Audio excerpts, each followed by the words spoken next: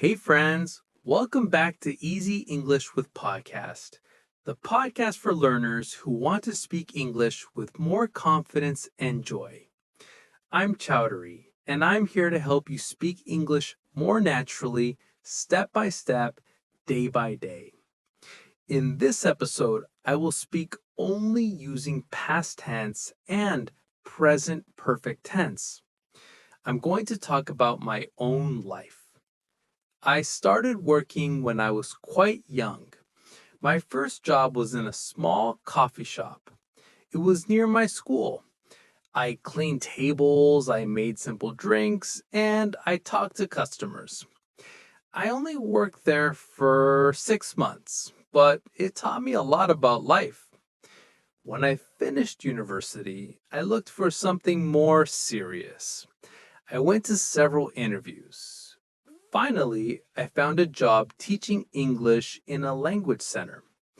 I taught small groups of students. I felt very nervous at the beginning.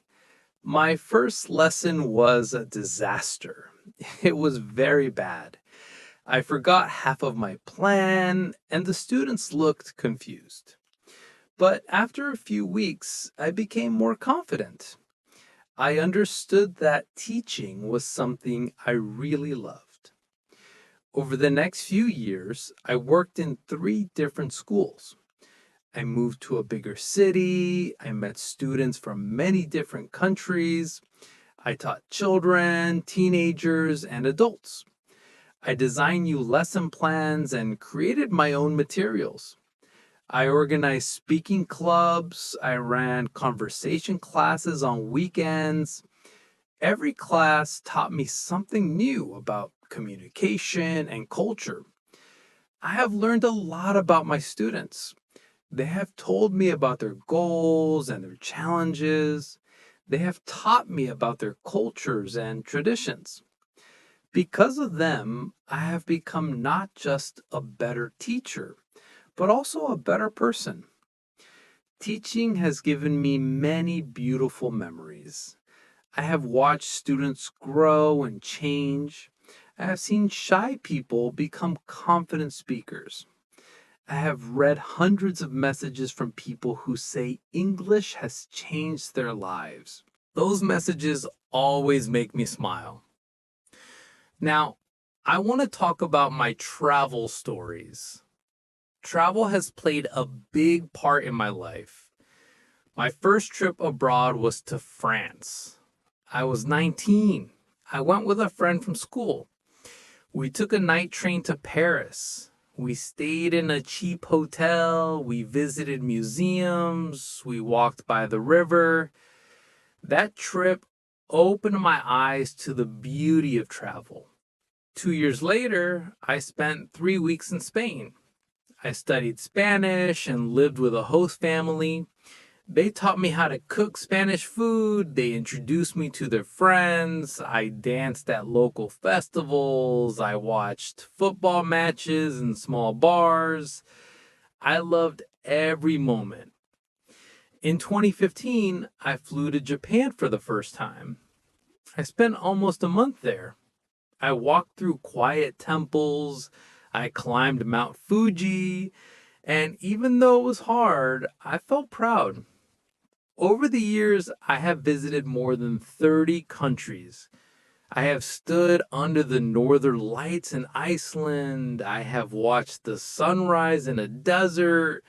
I have eaten street food in Thailand. I have sailed on a small boat in Greece. I have met people who have invited me into their homes. I have made friends I still talk to today. I have learned something from every trip. I have learned how to be patient when things go wrong. I have learned how to find joy in simple moments, a meal, a sunset, a conversation with a stranger. Travel has taught me more than any classroom ever could. But there are still places I haven't visited. I haven't seen South Africa yet, and I haven't explored South America properly. Okay, my friend, let's stop for a moment and review what we have learned. We use past simple to talk about actions in the past. It means something happened before now. It happened at a clear time in the past, like yesterday, last year, or in 2013, or the action is finished. It started and ended in the past. Or the action is about a past situation, not the present. Here are three examples. I visited Japan in 2018. So this is a clear time in the past. I worked in London for 5 years. So this action started and ended in the past. Okay? I ran a race last year. So this one is about a past situation, a past action. It's not connected to the present. All right? We use present perfect to talk about things that are connected to now. For example, they happened at some time in the past, but we don't say when. We talk about experience. Or they started in the past and are still true now. Or they have a result or effect in the present. The past action is important. Now that's why we call it present perfect. Here are three examples. I have visited Japan many times.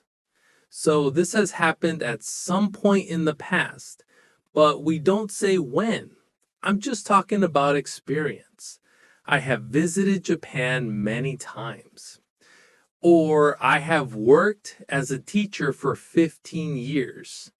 So this means that I have started teaching in the past and I am still a teacher. I have worked as a teacher for 15 years. Okay, I am still a teacher. Finally, I have run many races. Okay, I have run many races. This is something from the past, but it has a result or effect in the present. It is important now. I brag about it. I tell my friends about it. Okay, so before I move on to the next part, I want you to practice speaking about your life using both tenses. Try these examples. I visited Spain last summer. I visited Spain last summer. Okay. I have visited Spain many times. Good.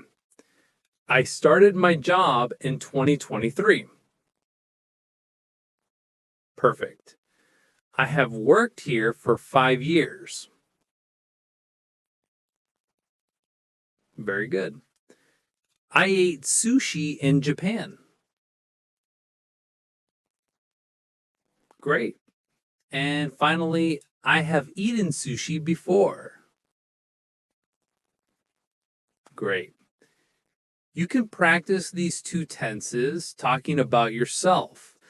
The more you practice changing between past tense and present perfect tense, the more natural it will feel.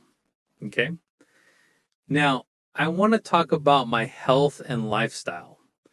Health wasn't something I thought about much when I was younger. I ate a lot of fast food, I drank too many fizzy drinks, I played video games late into the night, I slept only a few hours. I felt tired most of the time, but I didn't change my habits. When I was 25, I decided to make a change. I joined the gym and started running. At first, I couldn't run more than 2 kilometers, but slowly I improved. I ran my first 5-kilometer race after 3 months. I remember how proud I felt when I crossed the finish line. I also changed the way I ate. I stopped eating fast food every day. I cooked more meals at home. I bought fresh vegetables and fruit. I learned how to make simple, healthy dishes. These changes made a big difference in my energy and my mood. Since then, I have kept those habits. I have run many races, including a half marathon. I have gone to the gym for 3 or 4 times a week for many years. I have tried new activities like swimming, hiking, and yoga. Each one has helped me feel stronger and more balanced. I have also focused on mental health. I have meditated almost every morning for the past 5 years. I have spent time walking in nature. I have enjoyed quiet mornings without technology. These things have helped me stay calm and positive. Of course, I haven't been perfect. There were weeks when I didn't go to the gym. There were days when I ate too much junk food. But I have learned not to give up. I have learned that small habits over a long time can change your life. All right, now I want to talk about my hobbies and learning. I discovered my love for music when I was 16. My uncle gave me an old guitar.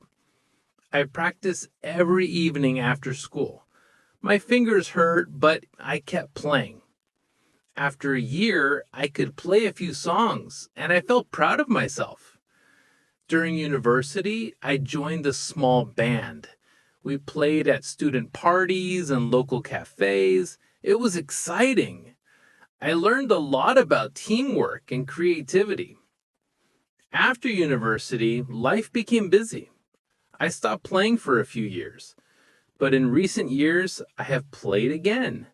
I have written new songs. I have performed at small events. Playing the guitar has brought me joy and peace. It has reminded me why I fell in love with music in the first place. I discovered another passion during a trip to Italy. I took a cooking class in Rome and I learned how to make fresh pasta. Since that day, I have cooked hundreds of meals. I have invited friends for dinner. I have shared my favorite recipes with them. I have also explored many other hobbies. I have painted landscapes and city scenes. I have taken thousands of photos during my travels. I have read books about philosophy, history, and art. All of these hobbies have made my life richer and more meaningful. Some hobbies didn't last. I tried learning the violin but gave up after a few months. I joined the dance class but stopped because I felt too shy. But even these short experiences taught me something about myself. They have reminded me that learning is always worth trying. So, that's my story, or at least part of it. I have lived many different experiences, I have made mistakes, and I have learned from them. I have met wonderful people, and I have said goodbye to some. I have traveled far, and I have seen many beautiful places. And through it all, I have grown. I have changed. Thank you for listening to me today, my friends. I hope you have enjoyed hearing about my life. And I hope it has helped you feel how we use English to talk about what we did and what we have done. Now, think about your own story. What did you do in the past? What have you done so far in your life? When you can tell your story in English, you will truly feel that the language belongs to you. I have loved sharing this with you, and I hope we have shared a meaningful moment today.